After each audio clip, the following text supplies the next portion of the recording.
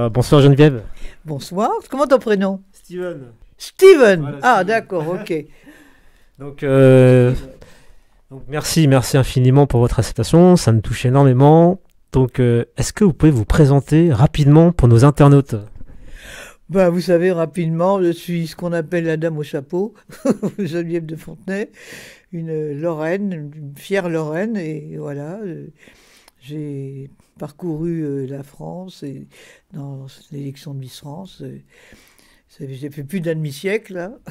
Exactement. J'en ai vu des Miss, hein. Bon, après, le 16 janvier 2016, j'ai décidé de tourner la page maintenant. Parce que je pense que je suis dans une société maintenant dans laquelle je me retrouve pas beaucoup. Oui. Mais je garde le contact avec, bien sûr, mes ex-Miss France et tout ça. C'est une grande famille, hein. Comité Miss France, il est à Saint-Cloud depuis 62 ans. Ah oui, 62 ans. Et il mourra avec moi, voilà. Et voilà, bah, je continue à faire des interviews. J'aime beaucoup faire de la radio et tout ça. Et c'est toujours un plaisir de répondre à vos invitations. merci bien. Je sais que vous aimez bien suivre l'actualité d'aujourd'hui, mais Ah oui. pour vous, c'est quoi la définition de l'élégance? Vous savez, l'élégance, c'est difficile à définir. C'est ce qui ne choque pas. C'est-à-dire, c'est qui passe un peu comme ça. On passe. Évidemment, quand on voit maintenant des blue jeans avec des trous et tout ça, on voit tout de suite, hein. Moi, vous me verrez jamais comme ça, hein. Ça faudrait vraiment que je sois malade, hein. Et je crois que c'est ça, c'est difficile. Elle peut être ressentie différemment par les uns ou par les autres, hein.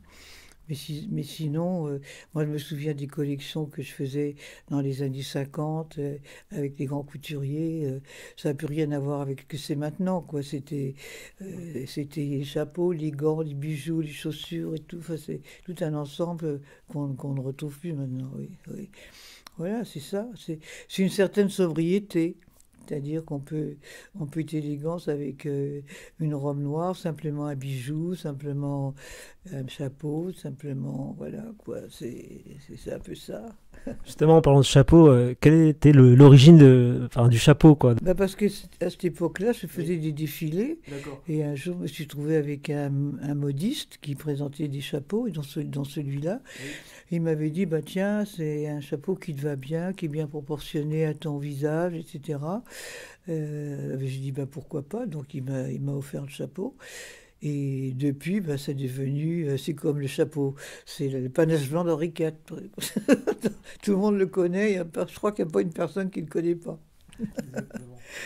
Donc, en parlant d'actualité, la politique, vous suivez très attentivement la Ah politique. oui, bah, d'ailleurs, ce matin j'étais chez Morandini. Voilà. Je ne sais pas si vous avez entendu ce que j'ai dit, non?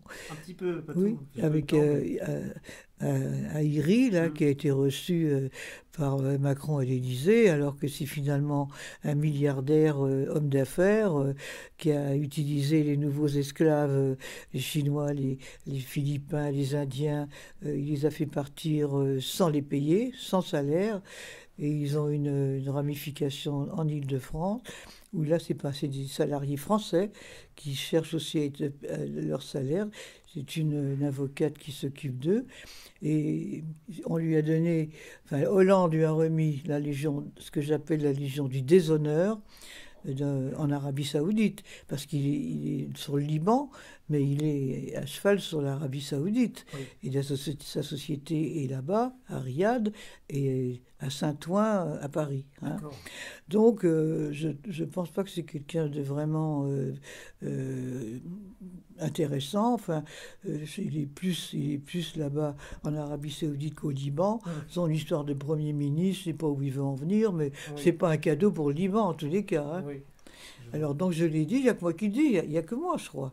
Vous n'avez jamais entendu pour l'instant un journaliste ou un homme politique l'évoquer, hein. Oui. Ils disent tous, ah ben oui, ah ben Macron, voilà, il est toujours... Parce que Macron, maintenant, lui, il veut être le chef partout. Donc la question qu'on se pose tous, c'est pour vous, comment vous voyez-vous l'avenir de la France? Oh, bah, je ne suis pas optimiste. Oui. Bah, c'est-à-dire que là, on est complètement à droite. extrême droite même. Il y a plus d'opposition. La gauche, est-ce que vous reconnaissez Mais dans c'est cette une gauche? catastrophe, c'est une catastrophe. Mais il y a, parce que j'ai fait justement, je parlais de Macron qu'il allait faire beaucoup de dégâts, et il y a un journaliste de France Inter qui a dit que j'étais la seule opposition. C'est vrai, on n'entend personne, hein, on n'entend personne. La politique, ça vous a jamais tenté? Vous n'avez jamais voulu Non, vous j'aurais lancer? pas voulu me mettre dans des comités, dans des associations et tout ça, mais j'ai toujours dit ce que je pensais. D'accord. Ça, je dis ce que je pense. Et j'ai besoin de m'exprimer. Oui. Mais là, à mon avis, parce que même s'il y a de la croissance, ça va profiter aux riches, mais pas aux pauvres. Parce que quand on voit tout ça et que Macron enlève 5 euros dans l'APL, là, c'est scandaleux, c'est une provocation. Après, il dépense 30 000 euros par mois pour sa coiffure et son maquillage. Il y a des coups de pied au derrière qui se perdent, hein. Que pensez-vous du savoir-faire français? Vous trouvez ça normal que les artisans ne soient pas assez reconnus en France?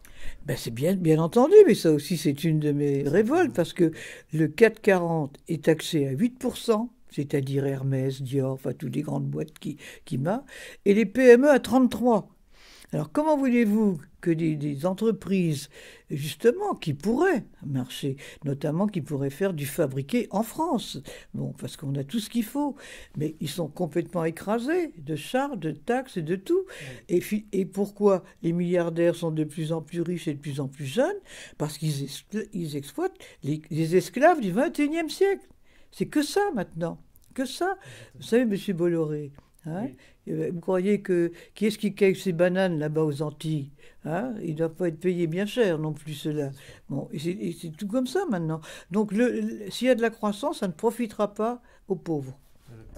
Voilà. Alors donc, je vois pas l'avenir très bien, parce qu'un jour, quand il y a des gens qui vivent avec 1000 euros par mois, ben, il y aura des révoltes qui seront peut-être plus violentes que ce qu'on voit maintenant, parce que quand les gens n'ont plus rien et qu'ils n'ont plus rien à perdre, hein, ben, comme en 1789, hein, quand on disait à la reine, moi, le peuple veut du pain, et qu'elle répondait, bah, donnez-leur de la brioche. Voilà, c'est ça. Hein, Ouais, bon, bah, ça pend au nez, peut-être au nez de Macron. Hein. oui.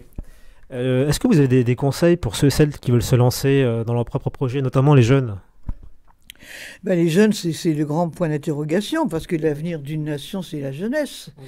Et là, c'est vrai que ça pose beaucoup de problèmes, parce que ceux qui sortent avec des diplômes, ils n'ont pas les situations auxquelles ils pouvaient espérer. Bon, ça coûte cher de faire des études, c'est pas tout le monde encore qui peut en faire.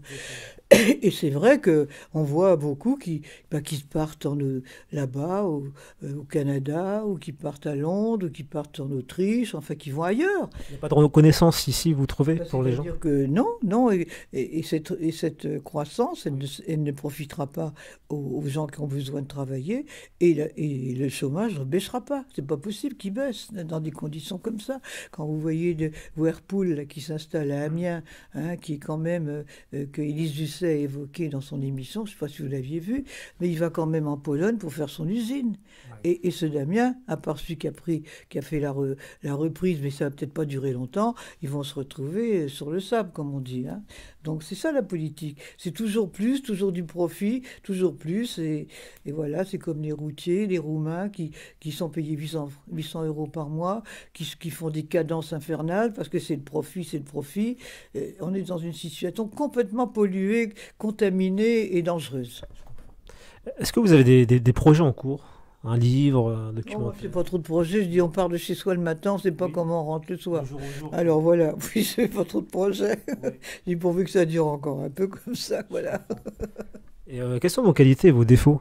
Oh ben ça c'est les autres qui peuvent dire. Mes défauts, je ne sais pas. D'où vient cette force de caractère, de le franc-parler, ouais, justement? Bah d'abord, je suis né dans la Lorraine du fer. Vous savez, quand il y avait les hauts fourneaux qui tournaient à fond, là, mais c'est fini tout ça aussi. J'ai morale d'acier, parce que je suis bien dans ma tête, que j'ai partagé la vie de Louis de Fontenay, qui était un homme exceptionnel, et c'est lui qui m'a fait ce que je suis. Et je suis toujours très attentive à ce qui se passe. Je lis, je vois, je regarde et je discute, mais je suis quand même énervé de voir que les journalistes ne réagissent à rien. Donc, est-ce que vous avez un dernier mot, un mot de la fin pour nos camarades? Eh bien, que les canons de la beauté remplacent un jour ceux de la guerre. D'accord, Malheureusement, je crois que c'est pas pour demain. c'est sûr. Amen. Sur ce, merci pour tout, C'est Geneviève. moi qui vous remercie.